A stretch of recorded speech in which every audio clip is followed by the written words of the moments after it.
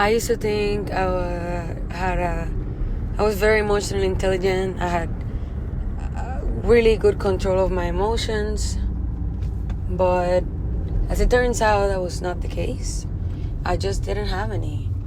And you're going to be like, what? You were a sociopath? I don't know if that's exactly what I would call it, because I wasn't intentionally out here trying to do evil. And I wondered if some serial killers really thought to themselves, like, I wasn't trying to do evil. I was just, living life. Doubt it. But what I'm trying to say is I didn't have any emotions because I was shutting them out, ignoring them, avoiding them, running, hiding from them, fighting them. I was not accepting them at all. So it got to the point that I just became numb to them. They just stopped asking. They got tired of being ignored and trying to be heard. And I just became numb. And sure, I didn't hurt. I didn't cry. I didn't get angry. But I also didn't laugh. Didn't have hope, faith, joy, peace of mind. It was just this numb nothingness of autopilot. And my body would constantly get physically injured because I was neglecting my soul. And I thought I was going crazy because I was gonna miss somebody I loved.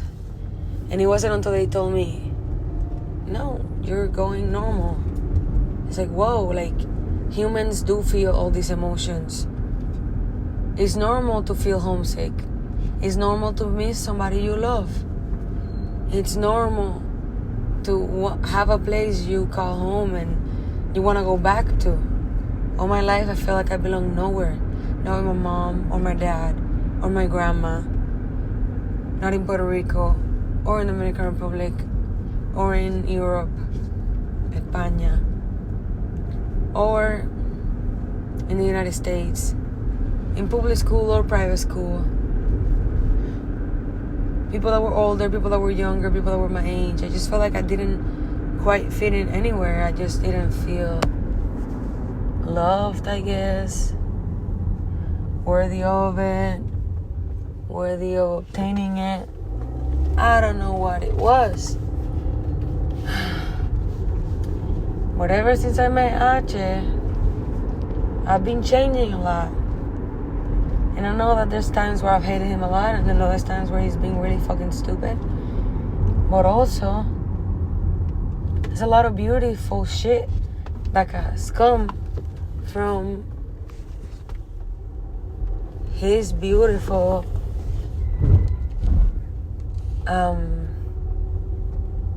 his mistakes. You know what I'm saying?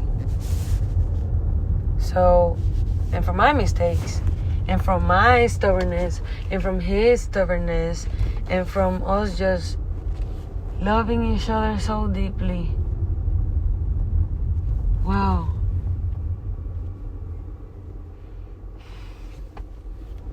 It's crazy. Honestly, even though I don't necessarily love the fear of indoctrination, I love this place. Those were the days, man. Playing baseball, pretending to be a dude, going to therapy with my family, eating healthy foods, buying beautiful books. I had happy moments in my childhood. And I like to believe that they were just as equally enormous as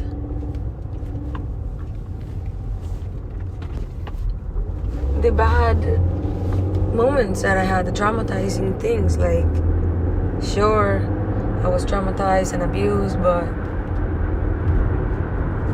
I mean, my dad was bipolar, so the same polarity of evil that he could obtain is the same polarity of love that he could give as well. So yes, it was very confusing.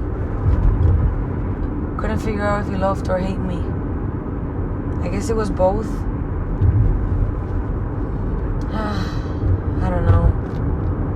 Just today I was missing him for the first time in a long time. And for the first time at all since the last time I cut him off. I was angry, and then I was numb, and then I was bothered, and then I was okay with it. But now I miss him for some reason. Maybe because I was driving by his house and I started to think, it's not bad that I miss him. It is okay to miss people that hurt you,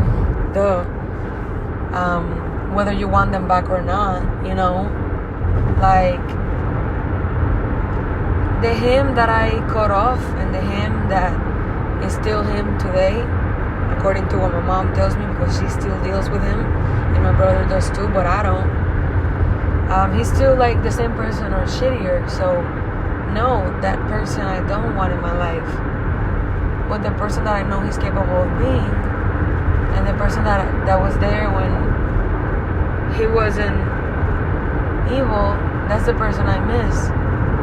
But if that person isn't there, or is only there 5% of the time, he's not healthy. And I gotta look out for my mental health more than having a connection with a father that won't be healthy and will only send me back for the rest of my life and will stress me out and make me feel unworthy and like a piece of shit, and I won't better in life. In fact, I'll just get worse, and in turn he'll get worse too. So it won't help anybody for us to have a toxic relationship. So what I came to a conclusion is that because my ego or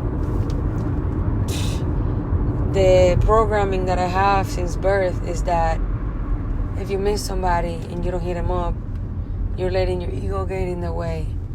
And actually, no. My ego wants to have a relationship with every single person on the planet that I love, regardless of how they treat me, regardless of how I treat them, regardless if it's toxic, regardless if it's hurting both of us. That's what my ego wants. My ego wants to possess as many things, as many relationships, as many memories, as many everything. When in reality, that's not what I need. What I need is to keep what serves me, and what doesn't, let it go. And if something served me yesterday, it doesn't mean it'll serve me today. Sometimes change is rapid. Sometimes change is slow. But all it takes is for me to let go. That's what will be the deciding factor. Will I take care of my body regardless of if I don't have money? Will I prioritize something as futile as money? I love money, don't get me wrong. I know that money is energy, and then is the root of joy, and it can help people like me help other people and make this world a better place. And more people that are kind should have money and be rich because it is our birthright. I get that. However, when I have to put my health, whether it's mental, physical, or spiritual, on the line for it, then it is no longer an even, worthy, fair, or even worthy exchange, So it's good to take care of yourself and have trust. For example, today I was gonna go to the club, but last night I didn't because I was tired, and I could have taken an energy drink and forced myself to go, yes, but I said, you know what, no, I want to be well rested in my body, because if I am well rested, I can think better, I'm more at peace, and I can attract blessings and random good things to happen, quickly. So yeah, I went to bed, and I didn't even put an alarm. I put a 30-minute alarm, but I took that shit off. And I was able to wake up at 4:30. Just enough time for me to like fully wake up, pack everything, and go to the club and sell it. And not only that, I sold more stuff than what I was planning to sell. I made more money than I was ever hoping to make selling all this stuff.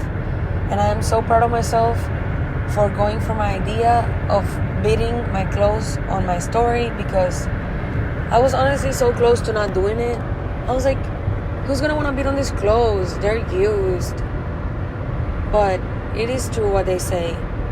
One man's trash is another man's treasure. And also because I've also bought a lot of stuff that's secondhand my whole life. And I've valued it just as much, if not more, as I've valued clothes that were brand new. So it doesn't matter whether something's new or old, big or small, or whatever perspective you may have on it, it may not be the perspective other people have on it. So if you think your work is trash, fuck it. Put it out there. 9 times out of 10, we are our worst critic, and we miss 100% of the shot we don't take. If I hadn't bid and I just took all these clothes to the pawn shop, they were going to give me so little money for it. And I'm still going to take the rest of the clothes there. But at least I made more money than I ever hoped for, in general, from a few clothing that people bid on. You know what I mean? So it's like, wow, you know? And not only that, people are literally hitting me up saying how they're so grateful for their clothes, how it fit them so well, because I sold the clothes way cheaper than I bought them, of course. And not only that, I sold clothes that were in great conditions, beautiful attire, some of the stuff, my favorite outfits. I sold them because I said, you know what? I need to learn to let go.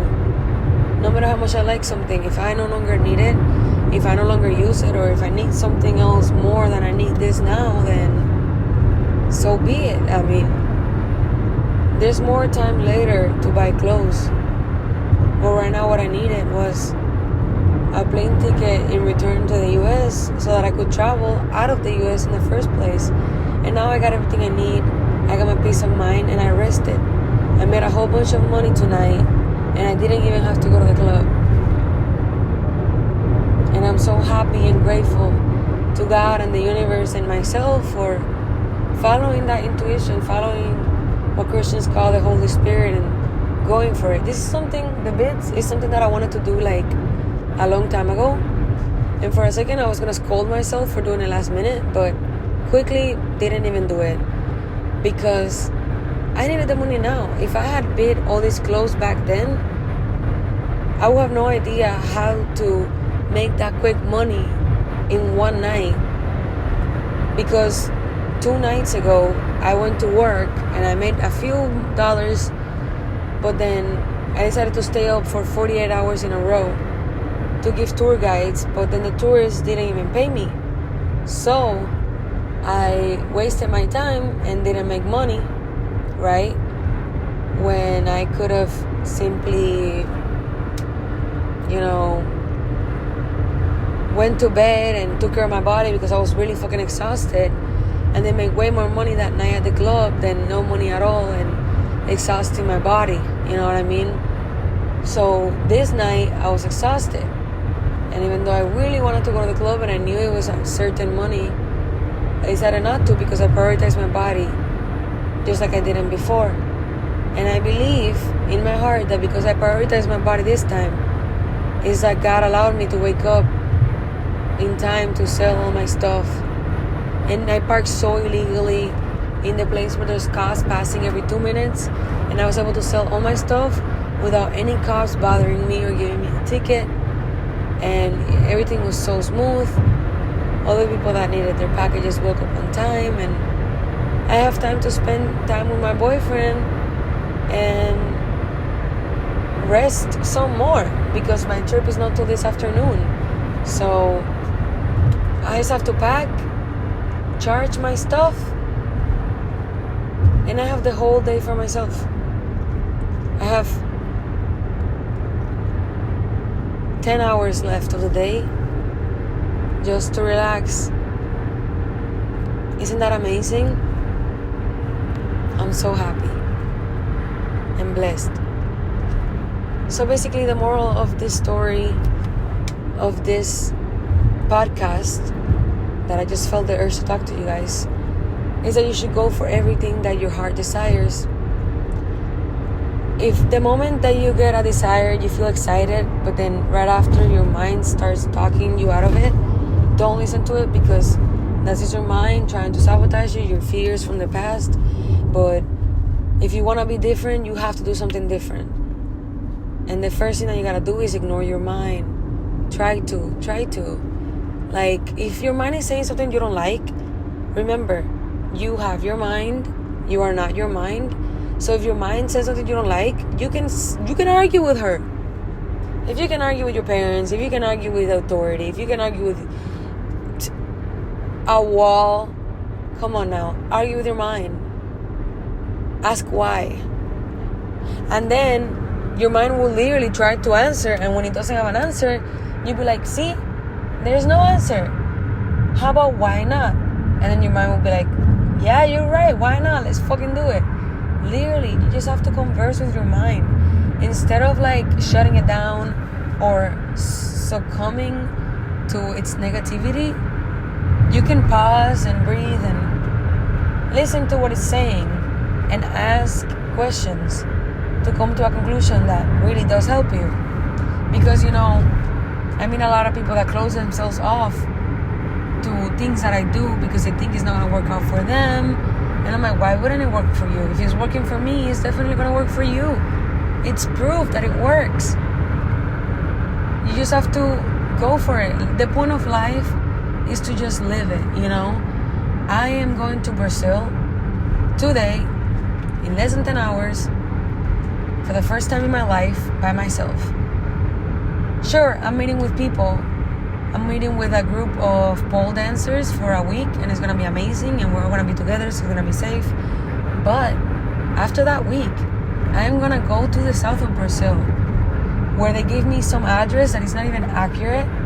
They gave me addresses of like, I don't know, if you've been to another country that's not the US, you know this. In other countries, a lot of countries will give you an address saying things like, so when you get to the plaza, you're going to walk 300 meters north. Then you're going to see a fountain. Then take a right for 250 meters. Then you're going to see a gate. You know, that's how they give you an address. So I have to find a place like that in a country that the language I speak basic, bare minimum. And I have to figure it out. And yes, it is scary. Yes, now that I feel that I have a home in Puerto Rico, it feels scary to leave it. I'm not gonna lie, but you know what? I'm gonna do it anyways. Why? Because I want to experience these things so badly, and I'm not gonna let my fear get in the way.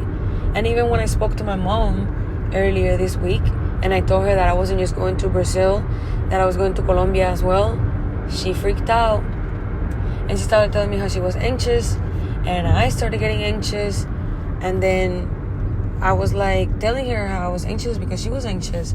And she said, don't be anxious. I'm not anxious for you anymore. I was at first, but now I'm okay. Because I'm so proud of you. Because my entire life, I wanted to do this. And I was too scared to do it. And I'm just so proud that my daughter is doing what I was too afraid to do. And I almost teared up. I almost teared up just now. Because, fun fact, well, not a fun fact, but you guys may not know this, but my mom was a slave till she was 16, 17, till she was able to come to Puerto Rico at 18, and she did not have her freedom. She did not have love, basic necessities, en fin, she didn't have a lot of things that I have. And I could understand why she would be fearful to just go on her own when she never even had her own autonomy. So I'm just happy that I can live her dream. And my goal soon is to take her on a world trip. Because after she sees that her daughter, at a young age, could do that by myself and be safe, that will take her fears of the world away. Because the world she grew up on was so bad, that she's scared of exploring more of it.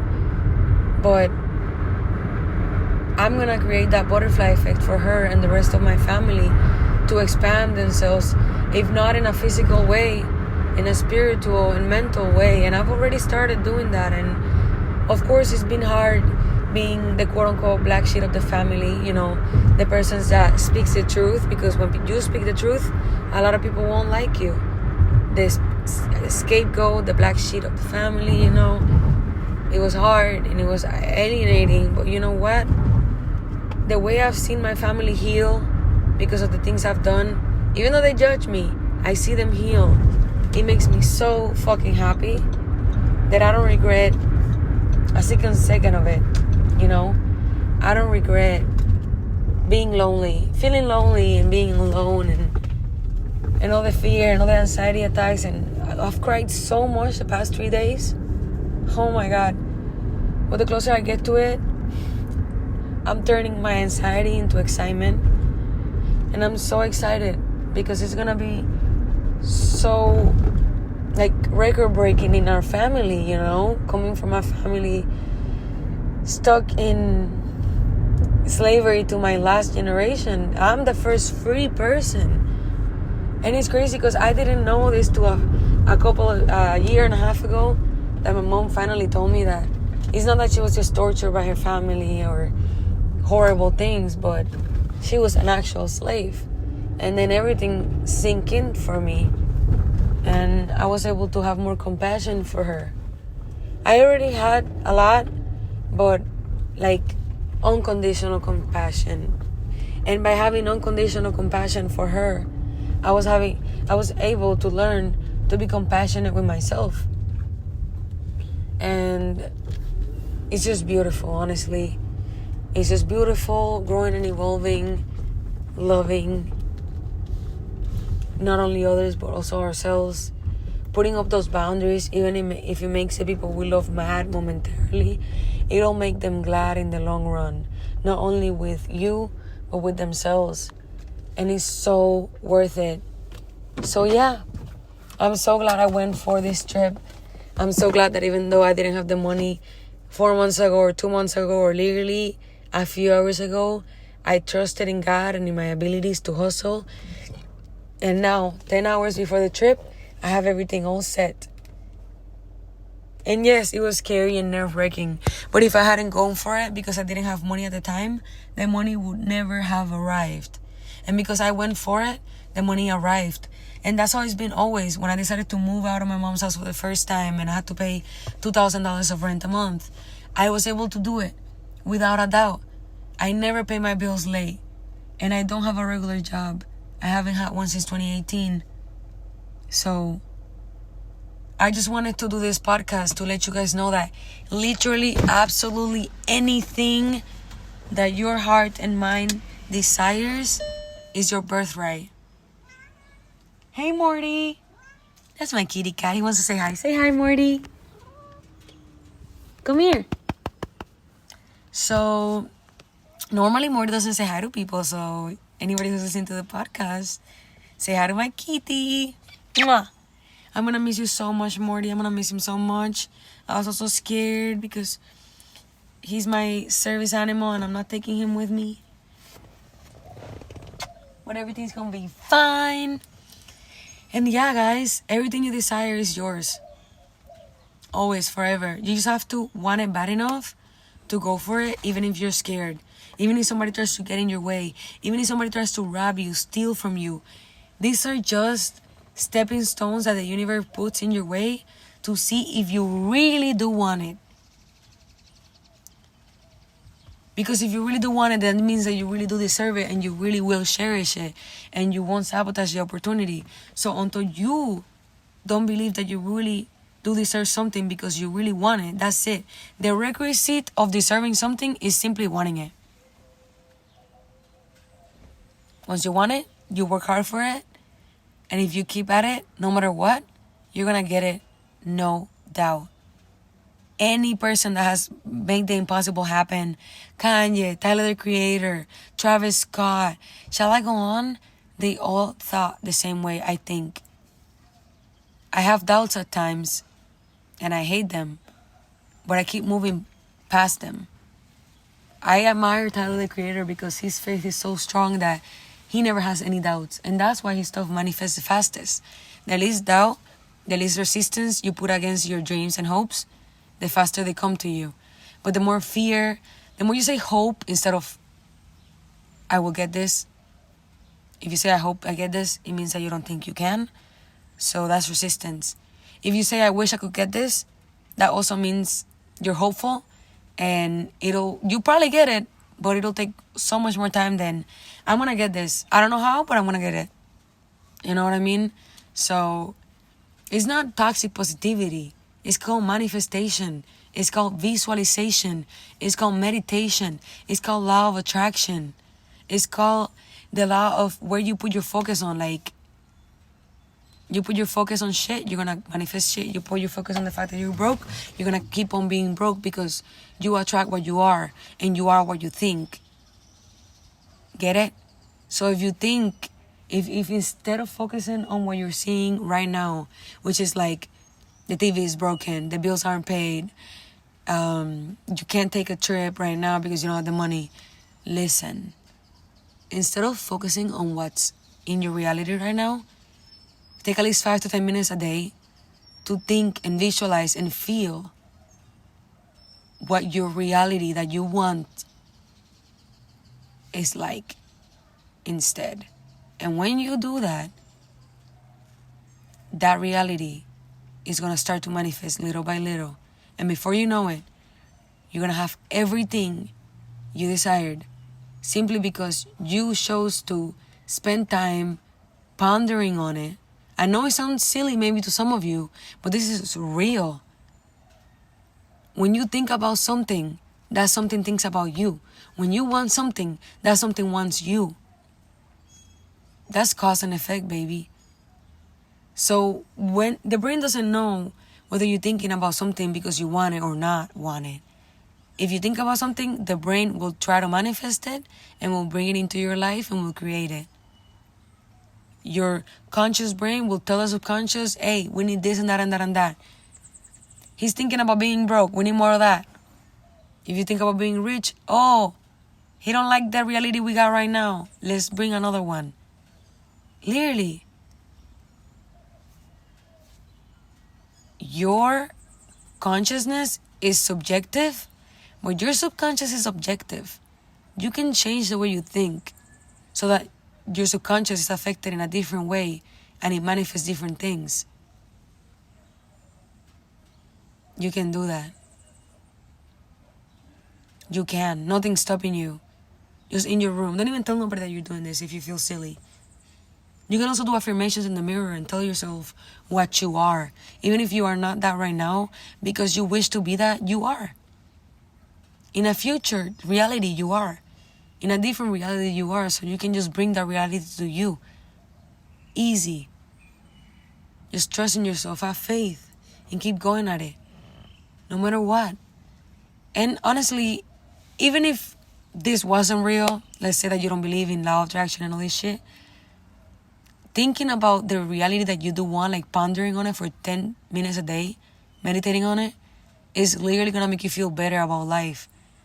So it's a win-win anyways. And when you feel better, you can think better and you can act better. So yeah. Thank you so much for listening, guys. Peace, God and goddesses. I love you all. And happy manifesting. Happy wish fulfilling. May all your dreams come true, and may nothing stop you or discourage you. And whenever something discourages you, come back to this podcast and listen to it as many times as you need until it goes to your subconscious and manifestation comes naturally to you. Peace.